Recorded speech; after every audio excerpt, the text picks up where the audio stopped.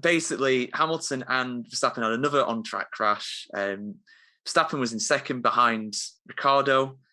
Hamilton was in fourth behind Norris.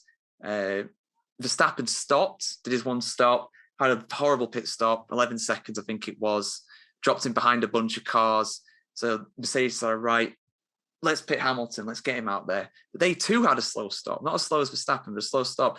And unbelievably, Hamilton came out onto the same piece of track almost as Verstappen. They go into the first chicane, they collide, both out of the race, in the gravel. Safety car comes out, it changes the race. But I'm gonna put you on the spot a bit here, Aaron. Who's to blame here, if anybody? Inherently, it is a racing incident, but personally, I think a little bit of more of the blame lies with Max. And I always feel that the responsibility for not having a crash in most cases of an overtake lies with the car trying to make the overtake. There are some exceptions, you know, if you're trying to overtake Mazepin, I'd watch out.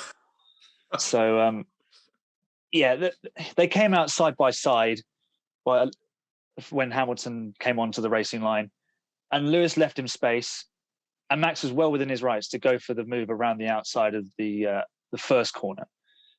But he was always going to be driving into a disappearing wedge. For me, I think the red mist had come down because of his slow stop. And I think just for that split second, he was so almost hell-bent on making up for that error in the pit stop, whether the team didn't have the nut tight enough on the right front or there was just a generic error. He was so sort of determined to make it right that he forgot to think big picture. And I spoke about this yesterday on the qualifying analysis. He was thinking big picture. He didn't go and attack Bottas when he didn't need to. Today, he attacked Hamilton when he didn't need to.